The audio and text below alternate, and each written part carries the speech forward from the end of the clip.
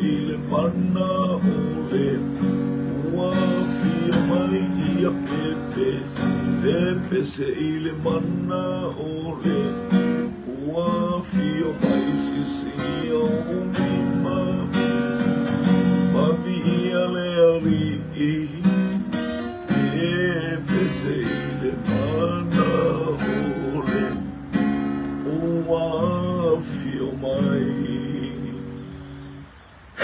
Waktu itu matu cuman di bayang oleh uli yang dia lau fio matu ia itu mau boka la melau fana wahai mainu yang matu fasoai wafus fasim na balosi mulai bayang oleh aso waktu itu dia itu mafu cumai le ia hati matu calo angalia tu pe mata failangi oleh angalia lau fio le ia tau sau sau mai ia umale manu le toto Yesu Kristo ia atong malau fio lo Yesu amen amen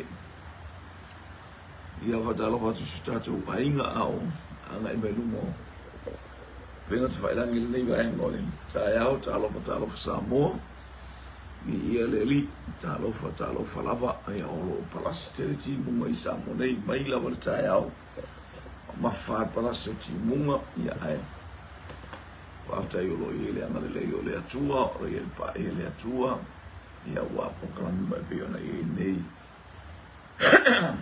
nei ba malaso praise God ia hallelujah praise God or tato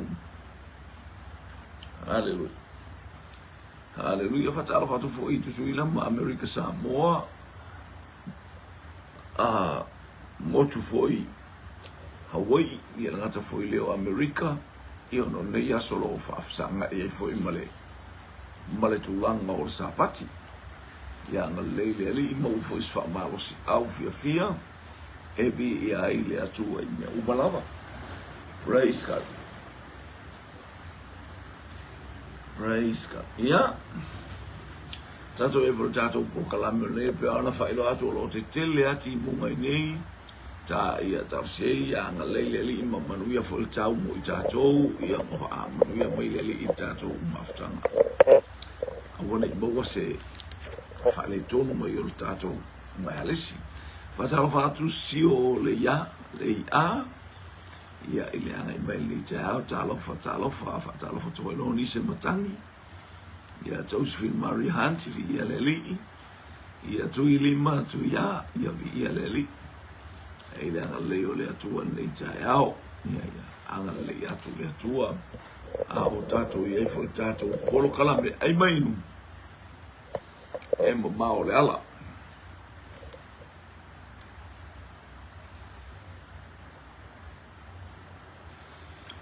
o ile ngole apostolo tato fili mo o ile ngole apostolo e ta ua ole tangata fa mafanfana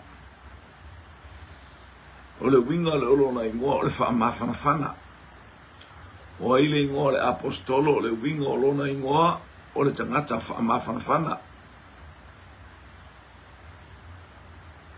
ya watalo fa to fo ile sa to mai tai ngai mai ile haleluya ya sister Leo Vartane vi ialeli Vartane Leo vi ialeli praise God ya talova fili talova tema vi ialeli patalova to il jamal la mua por sunga la ona mai la mua haleluya to fo mo ya talova la vi ialeli to praise God ya le watali mai tema o panapa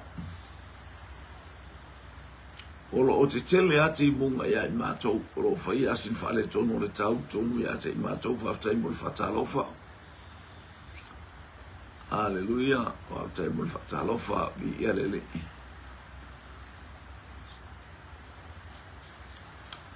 tali mai jema o pana le sa le vi aina whanau I kuperu o so. Hallelujah. Ropeta pele masina talofa tato fisili le waiai o ai le apostolo ta ua o le tangata wha mawhanawhana.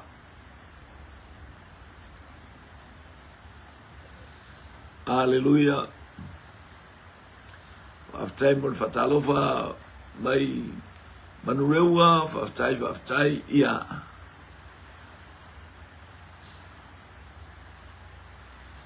Ia leo tali mai ropeta o panapa. Ia. Hallelujah. Praise God.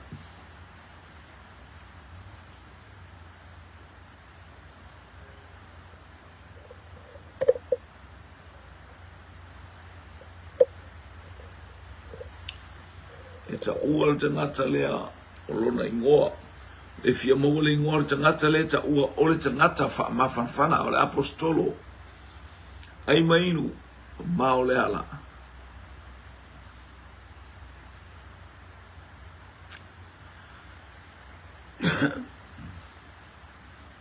Ia, o le utali le tato ufisili a malo le tali.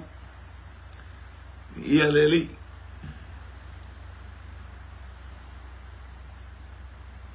Le watali mai ia aftu foma yava o le apostolo Ioane ia le apostolo le olona ingoa o lona ingoa aleluia o Josefa po Jose au whaingoina ele au apostolo o Panapa tangata le o tangata wha mawhanawhana ono le taimio haleluia o le tangata wha mawhanawhana ia e tele ni mea sa iai le au apostolo le mativa ma le tangoli ma le taimio le amataino le ngaluenga o le ua i e kalesia. Ia pe o tangata le nalu whaataulono whanua na amataina o tangata whaatau whanua. Le voi tato wa ina o tiel whaatau ngā whanua a Anania Masawhaira a na ele o aluma se loto mawhanawhana sao. Ia e pe ua whaalonga tulo ua ta umai ua alupa na pa whaataulo na whanua oka. Ia o solo mara tangata ia le sa o leile mau ngā luenga e whawhai ua te osu mole ono. Ta lo whawhai umu vi ia le li. Ia ua mawara tali o le tātou fisili, praise God. O se whea le nu o Panapa. O se whea le nu o Panapa. Le ua mawara tātou tali o Panapa, a le utu e anga i atu, o se whea le nu o Panapa.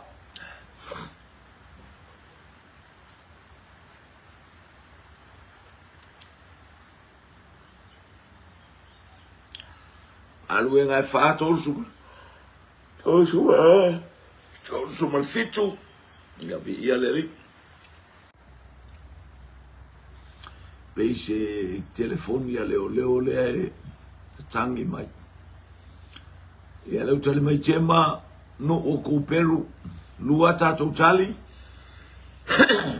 Kuperu o fea se no o Panapa.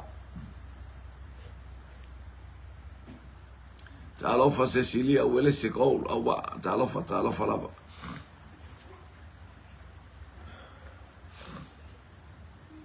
Roberta pele masina maletali o kuperu.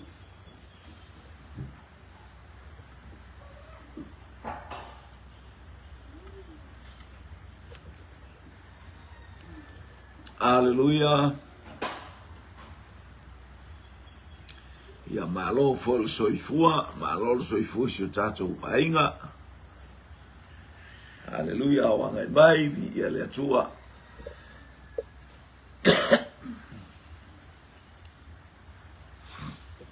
Ua atali tātou fisili o kuperu. O kuperu. Ia leo mawar tali o tātou fisili o kuperu. Vi ia le li. Ma lo le tali whaaftai sa ili. O le ale vaenga o le kalesia na ngalue ai Panapa. O le ase vaenga o le kalesia na ngalue ai panapa.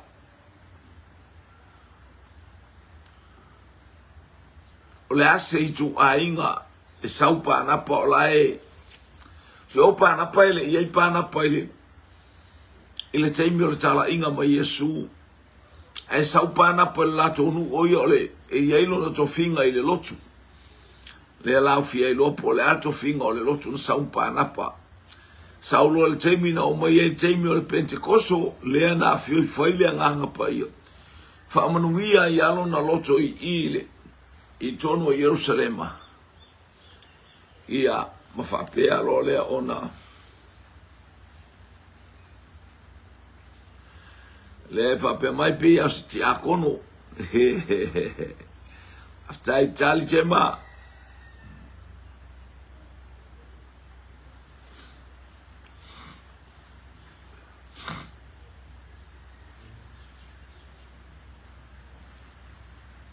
Yesilia ti akono.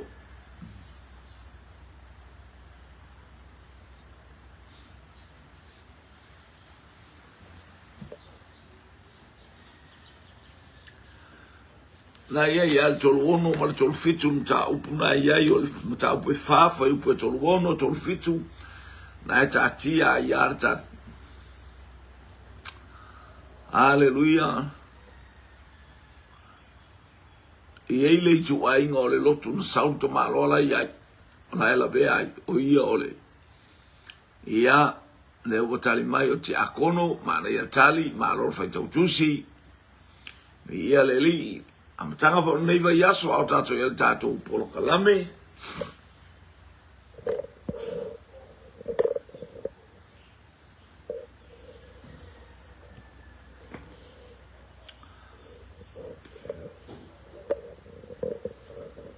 Ropeta pele masina ti akono ia ore tangata whaamafanafana au lele tu ainga tangata leo le lotu sae apostolo ia leli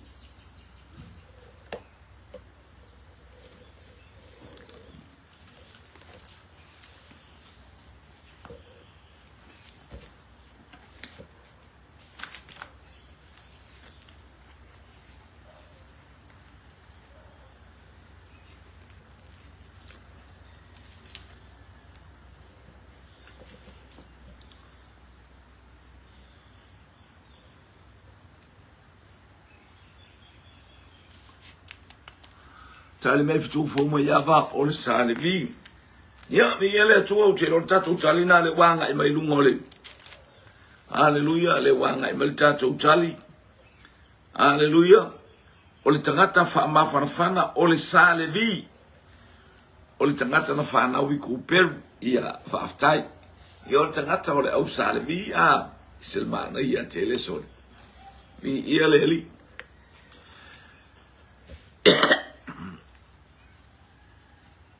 ni ia le atua o tali tato fisili o salvi le o tali mai e tama ia le au ona mai le lau mua ia so fo mai apa vi ia le li praise God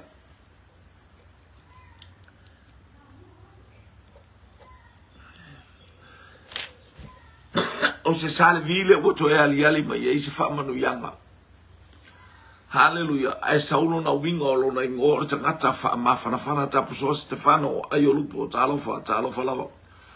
E sila fia fo i matauria o le whaamawhanawhananga te lele mena whai ala tangata lea.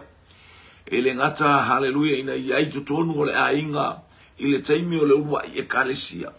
A le whaatawina o lona whanua na amata ina na whaia ma whaataita inga o tangata e whaatau o lato whanua ma mai lato me au mai mo le au apostolo a oka se au lele.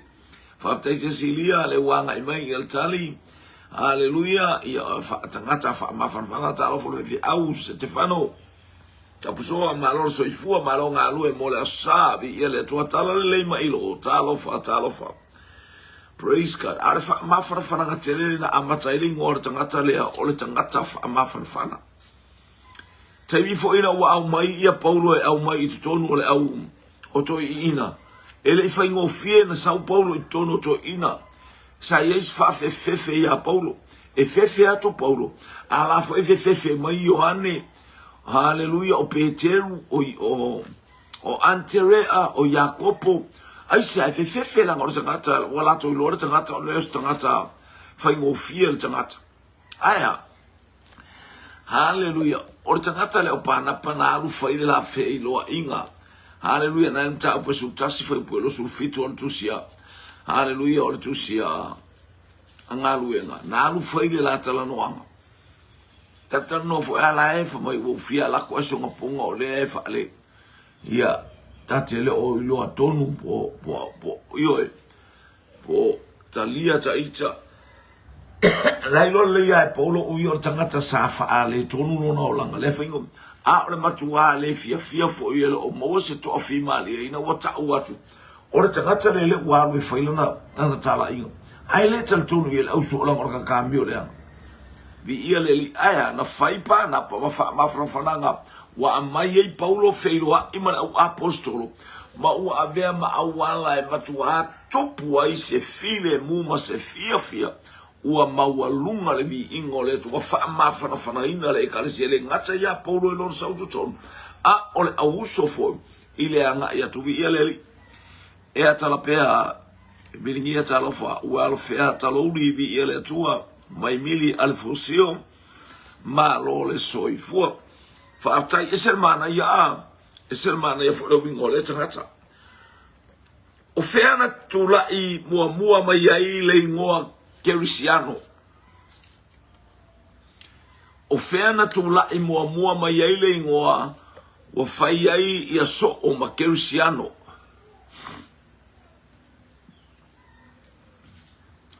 o feana maua mai ai le ngoa kerisiano o ai urua i kerisiano ile tuspaia talofa fartua Susana Fiatalainga talofa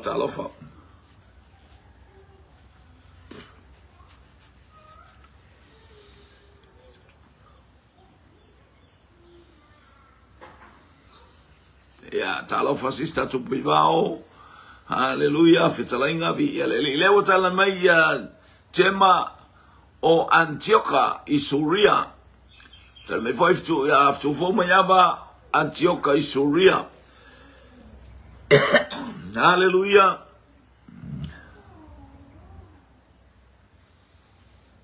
Morlusi talofa lava lua tatou tari o wangai mai amata mai Suria o le ua i Kerisiano na mai tono Suria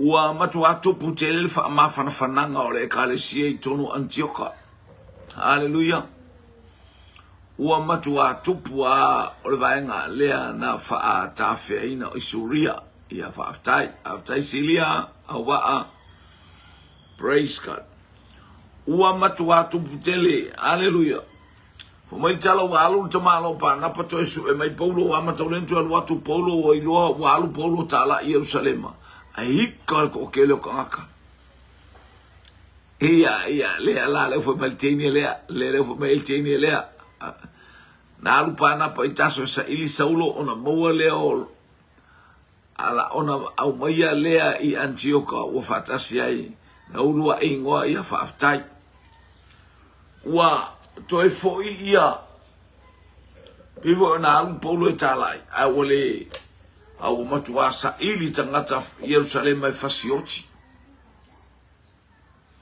mana olo le uso ia to ina ia Peteru ma taulana sau ia alu ia Paulo itaso to e foi Paulo itaso au ate i Paulo le tua ina o panapa au mai ia i totonu a mai la o mai Antioka ro peta pele masina Antioka lao mai ia faaturo le pen fai mai faaftai mo le soso mai Saulo a Paulo a panapa mau atu Paulo i taso i kirikia lona ainga ia po lona nu malaolo e mata utia la le faatuunga o le lotu e mata utia le ola o le lotu so se mea e o Yesu la le manga ala e o ia iele haleluia la le manga ala e o ie pepese i lunga tangata i le vi inga o le atua o ina fa pelta la tuspa ia haleluia ona alu leo pana pa itaso e sa ili asaulo ua maua o ia ona au maia lea o ia i Antioka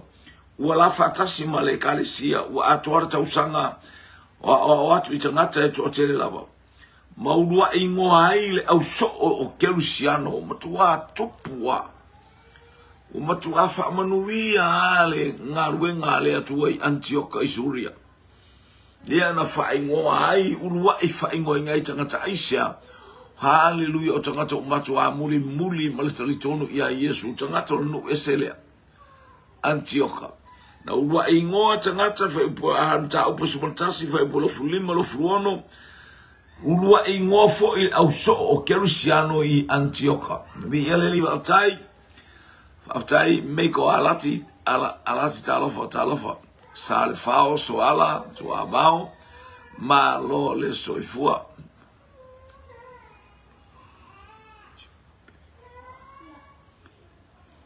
o le isi Antioka le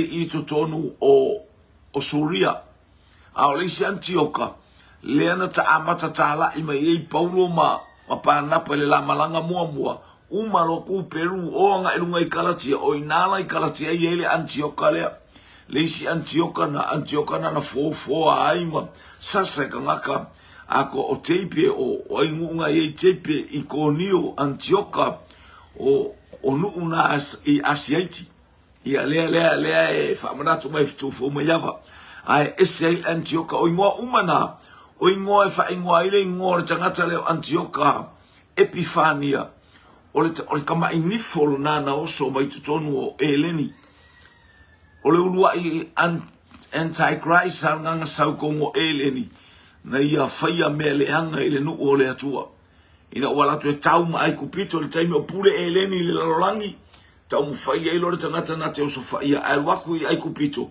ala o si o angele fuaba au Roma tafta fea mai ai loa oso anga ile nupa ia fai ai lo manga ko meso nupa ia io o le ulu i tangata le na ta o le Antichrist haleluia bi leli o inala i Antioka i Asiaiti ia ole isi Antioka le Suria o Antioka le na matua pepese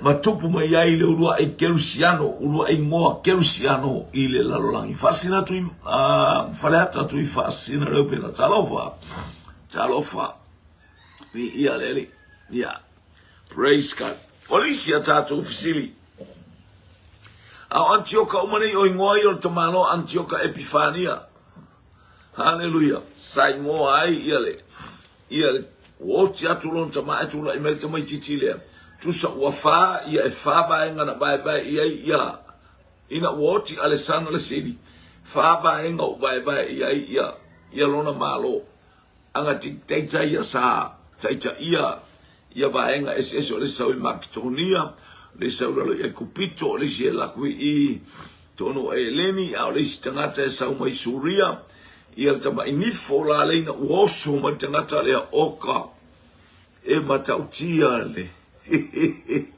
e matautia le alu o tangata le tai fa pena umar tama inifo le oso ma inifo e fitu iulu e fitu a inifo e se fulu ia e fatal ia tatou ia leli praise God Antioka ia o ile ulunga li i na tu per fanua te ia o ile ngali na fata itai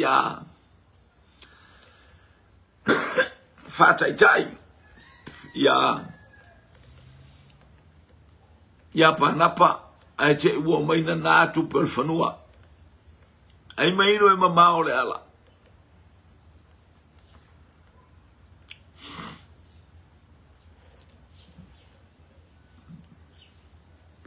Le ale o tale mai tamalo mua Anania Masafaira. Tene mai la mua manukau. La mua manukau. Hallelujah.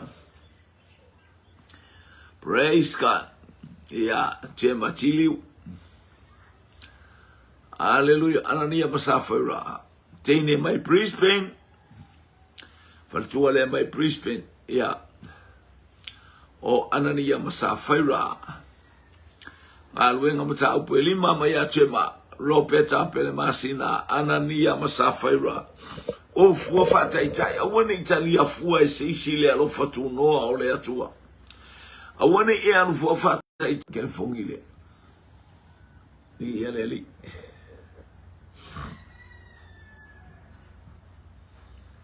Hallelujah. Tua talil tato visili. Hallelujah. Praise God. O Safaira ma Anania. Awan fata itai foi me lai fai elis tangata. Elangona alo ba aile matuafa mafa na fana alo wola. O le tangata o ati nga o afinga ta aya. Pei o le tangata le o panapa. O le whanua le o panapa na mafua ai la ua utilo tilo iai.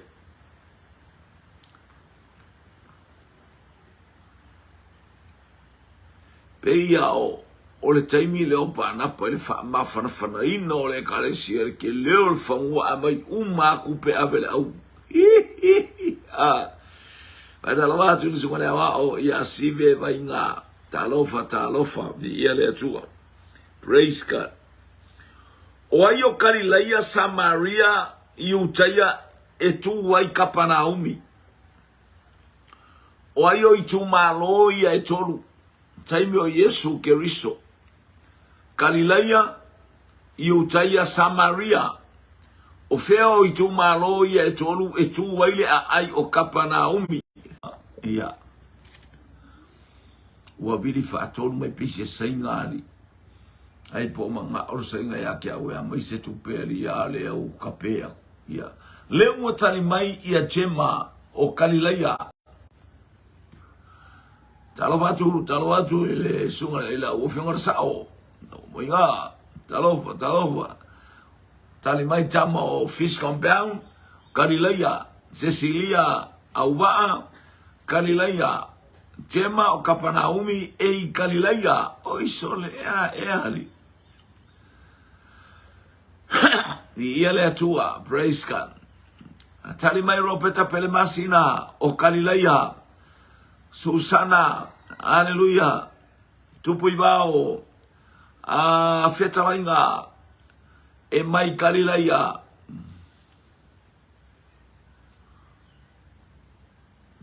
Moku mai. Ale okay mai. Ole. Hallelujah. Kapanaumi Kalilaia isa fotu. O inga kongu ale ile vai fo ele a. Lo vai ta ele.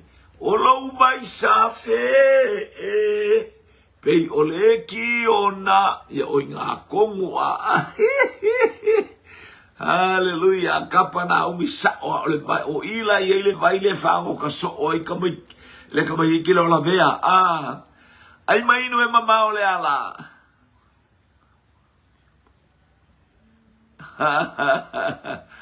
Leva no sa o si ona ponga.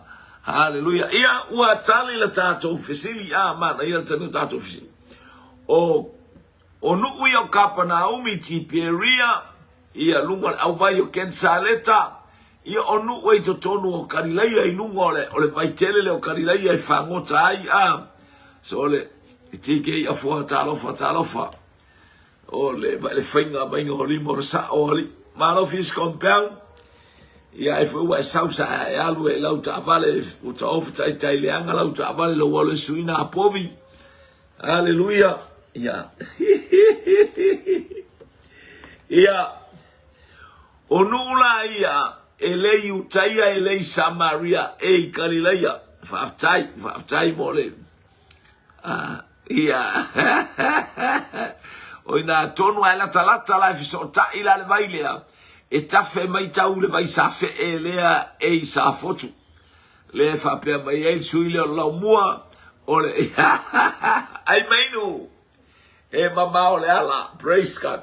O tuai me fortato jene fai supo o le asore, po ane supo o maua nei vai o le aso. Pike i fa tupuno o talofa. O le stato ofisili, alleluia.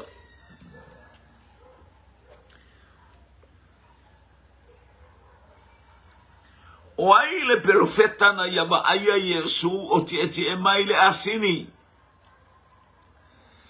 O ai le profeta na yama aya Yesu, haleluia, a o profeta na yama aya le manu lale ti e mai ai le ali o le asini. Ya, ya le ali.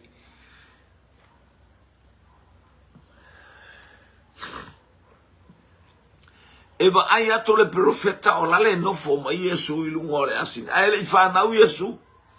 Ele io o stei mali wa Yesu. Ele io o stei mintala i a Yesu. Awa i loa ato le profeta.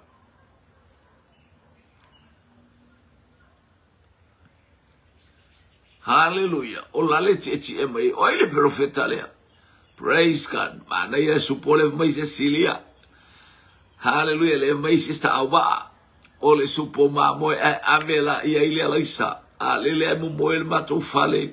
Ua timu a ia ma moe artagata. A hoti a ia artagata. Holy. Hallelujah. Praise God. Elo ise longa tu o mela onga fatu a kuka. Chema Sakaria.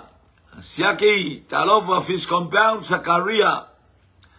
Hallelujah. Roberta Pelemasina Sakaria. Susana Fetalainga Sakaria. Mai sasai. Ele Sakaria mai sangong ele fai pese.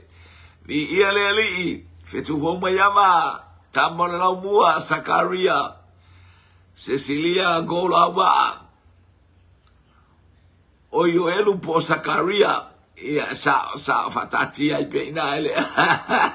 Ia fai sa on kalava oye po ki umalelua. Ia Talofa Sara la salo, il neiva en ole aso.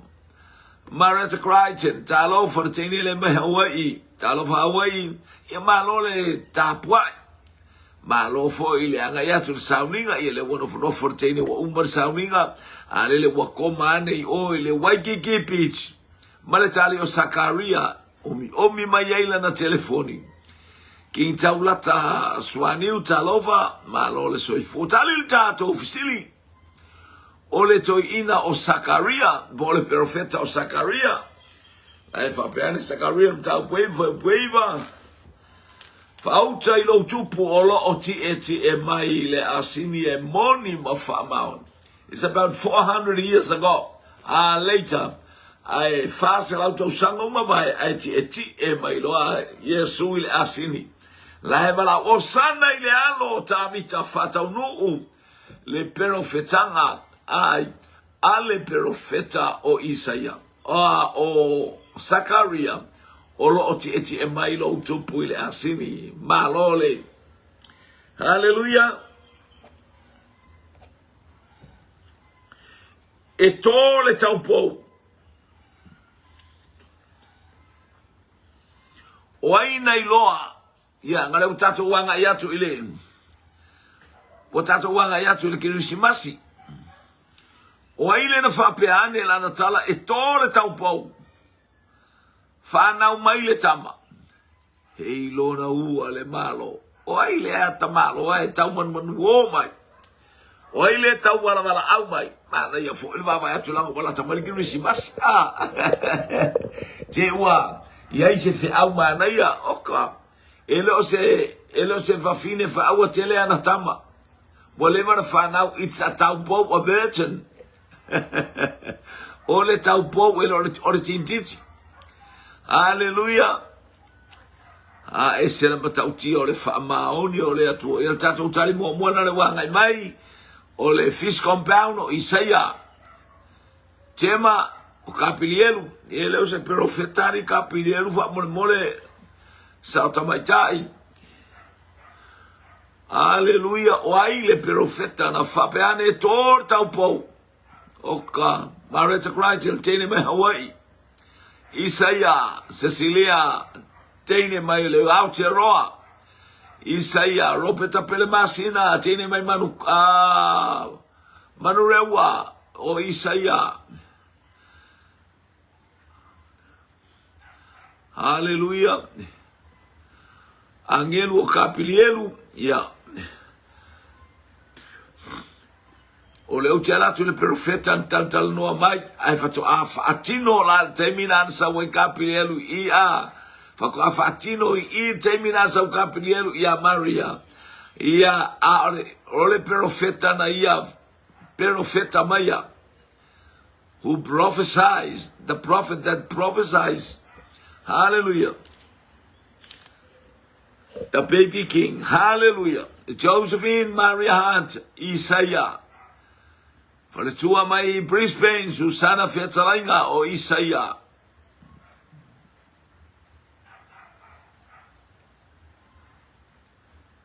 Ia. Maftai. Muli atu le angelu a. Fitaui Martini. Maritini e fai na saka talo fai stintiti o Maria na aso a te ia stintiti. Aleluia. Ayo la e mafau ya Josefa a wa aina vili atu ia Josefa fiatal noa ia te oe sorela lo ke alo ki whainga aluenga. Tema Isaia wa tali le tato ofisili. Aleluia. O le tali o le tato ofisili. O le perfetto Isaia fitu vai po sumarfa. Sele mana ia o le profeta mai o tangata ma whaeroa mai mele tātou le wha maoni o le atua. E le se tangata le atua e tala pelo ai. Aleluia. A o ai la le tangata po le whaife au, po le profeta, aleluia, na ia iloa. Le fetu le ana o mai ele au mako Yesu e sa ili Yesu. Watali tato ofisili o Isaia. Lena mabai atu e tōra tau pou whanau meltau. A o ai la le tamaloa na whapeane la na tala. E alua ele fetu mai ai a kopo. E tu mai toto o ia Israelu e sasaina i tu elua.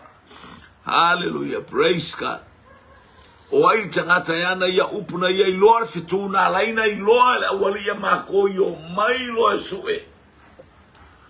O mailo le au mako ia sa ili.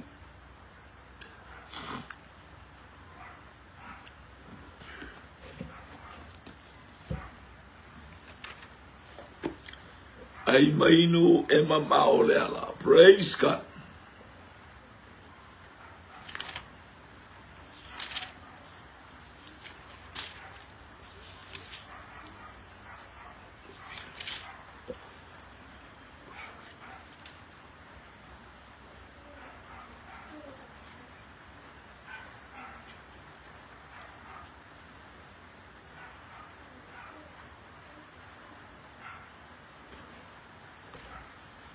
Simeona ia malo le uso. Fa mai tala al tamale o mai tala al tamale o fish compound.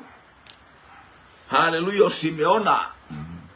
O le feture le che ia iloa ele au makoi muli mai ai na iloa. Ile tala ale tangata. Tale mai ia sister Awaa o Isaia. Po mai lua matalanga tangata le la foi tau te whalongo mai. O te iloa o ia aile lata mai o na pōnei. Aile o na pōnei. O te wa ai atu ia te ia aile lata mai. E alua ele fetu. E alu le fetu mai ia Iakopo. E tu mai fo ile to o mai ia Israelu. Na te matua sasa ina i tu e lua o Moapi. Ma wha umatia le whanau ngā se etu. E alua e le fetu mai a Iakopo. Le fetu ale na o mai e tangata mai se sai. ona ole tangata mai Mesopotamia na ia ilo alfetulea ia le wata watu ele se profeta fo ia le ole ainga ole o ile nu ole atua ele se tangata Israel ole tangata Mesopotamia haleluya ia le wa pe mai tu ia Amosa Nikon nango talofa Fabe mai Cecilia Isaia Simeona mai leu tali mai tu fou tamo la mua por una mayama o pala amo orta malo mai Mesopotamia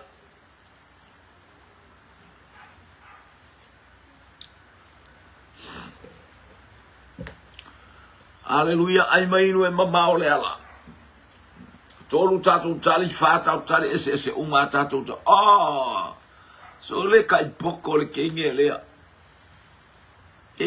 so le Aleluia tali mai jema no mera lo suman fafa eu pues frufitu sul valu sa or tatu tali ia lea wa tali mai ai ia tu fo mai ama le tali mai ai foi jema tali mai Marita Crichton Aleluia tatu tali Aleluia Lua sumar faltu se numera fa pe sul fituo e anua el o cheilo o ia aile ona pakaule la fasima maor kai mile yer kamalo le o le o mainga Israel o mai ai kupito o mai le no I Moabi wa fefe el tamalo o palako le ngor tupo Moabi wa mana o sau para amo mai Mesopotamia fetu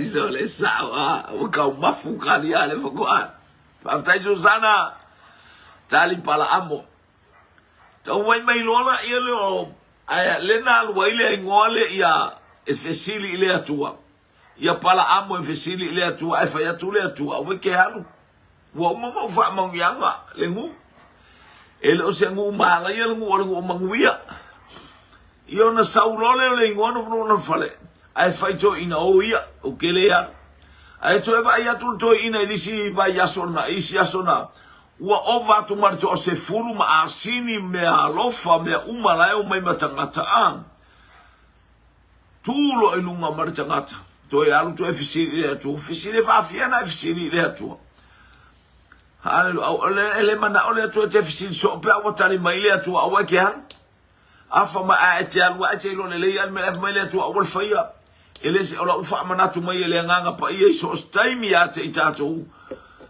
do not go do not move hallelujah aya a wale no fo le tangata mai lo le tu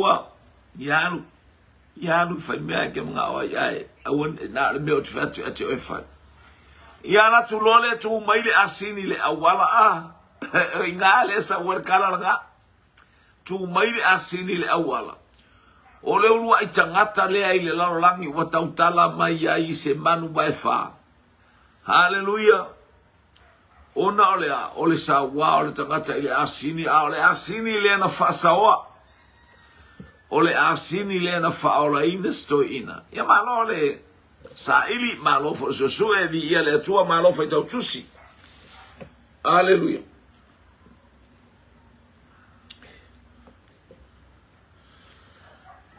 o tato fesili fo yanga ele ya Yesu ke riso mai o ai le profeta na ia iloa le nu e fanau mai ya Yesu o ai le profeta yana na tala ia la ufa ingoatu o oe foi petere ema e farata eleto pito oe ya yuta a wai tupu mai ate oe le fai pule ilona nu ia le welo akulengu a o ai le ingol perfetta wailo atu le nu hallelujah eleto pito oe ya yuta hallelujah o oe foi petele ema e farata ele to pito oe ia vai loa melingo arangu a ole fielo o ai le profeta e ana ia tala Wai ona tala ia le o tali mai teine lea mai manu kau. Masefili tu au liu. Faola tane. O mika. Ya lea o sau sao. Tali mai malasao. Tama o fish compound. O fionga bainga. Malaki.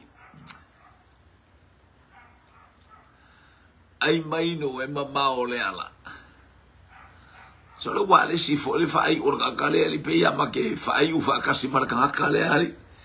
Ia chemaliu mika mata upelima. Ropeta pele masina omika Cecilia omika. Fatua ya Susana Tene mai Brisbane omika. Ai maino e mamao le ala.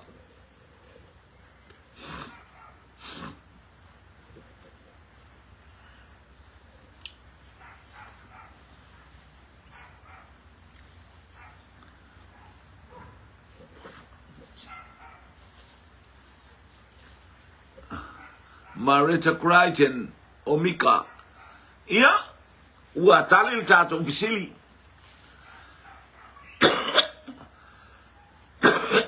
Hallelujah. Fitu fo mayama omika le ave passe le tu otane. Ia a omika fo fai fi au mai le tu otane le kau fa ia kuai. Ngamaliu le so falaile le kia ngelengo walo le keunga. Omika le ngol fai fi au. Ia e malo. Vi ia le to otane tato visili. Omika vamle atu le atua vi ia le li. Mika le profeta. O oi foi petele ema e farata mata upelima foi puelua. Olo o anga mai ai il foi pulea. Tato tu efsilin ne yo ne ya fiafi ya ngalele atua. Wa fa umatia lo unu ona uale ai se poto ya o il profeta ya na le mangangana le. Wa fa umatia lo unu ona uale ai se poto. Tu e fa pe mai le oles faita o il profeta le tasi. Na au mai la au na sa no foi ai kupito. Na au wala awina la au na. A ono foi ai kupito. Wale ai sepoto. Ona olo unu ona wafa umatia lo unu ona wale ai sepoto.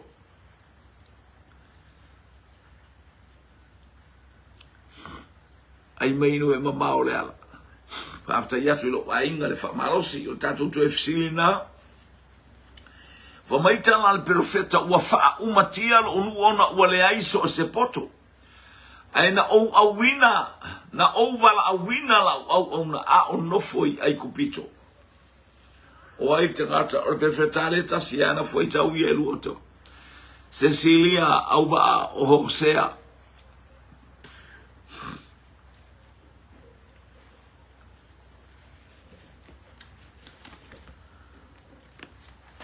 Tato tali mua na wanga mai. Hallelujah. Maya Cecilia.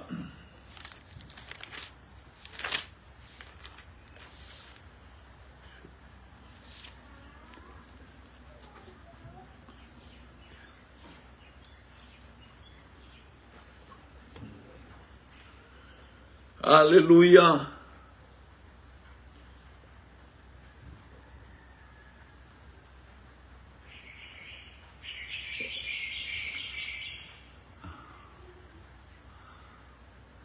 Chema fa foi upo ono al tusia Hosea.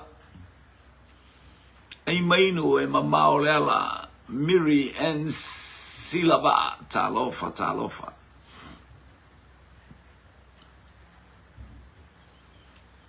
Ua faa umatia lo unu ona ua le ai se poto. Susana Fetalainga o siaka uo o Hosea. Ropeta pele masina o Hosea. Ai mainu. Mamao le ala lau polo kalame ia le atua.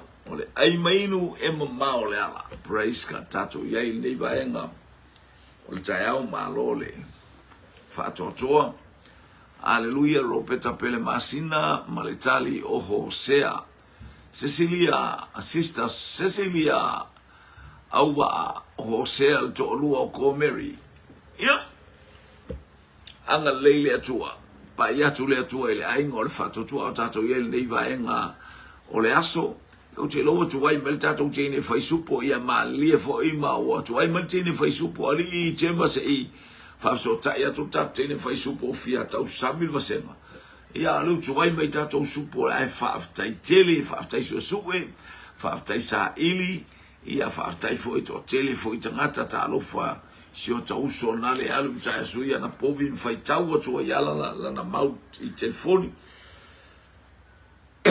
Anga leile atua I fofanga le yaso I tatou fo ia vi ia leli ia manuia fo ile ainga alo fatu le ainga sei pipi haleluia ia anga lei fo ile tatou ainga ile tafa malei tu le lolangi haleluia Australia New Zealand ia America Hawaii el ngata fo le America Samoa anga lei atu le atua ua tali tatou fasili o Hosea o Hosea ta pe fafa pe ono na lea sa fa to mai na o ilunga vi ia leli ua fa umatia lo unu ona ua le se poto al ta pe sunga ta si Hosea lava la fa pe mai na ovala awina la au ona o le ata o Yesu Keriso na fa na walu anga ai kupito na so solo ia mono to mamono tina ona to e vala awina lele atua e o mai o sa o ina sareta na amata ai lana ngaluwe nga fa misiona fa mniane tuwe lo bainga lei bainga haleluya ole oli haleluya oli masau fo fanga uma fa mnuia le tuwa yate utola o omne tautua yate o male nganga fa maulalo ona o Yesu amene ma amene.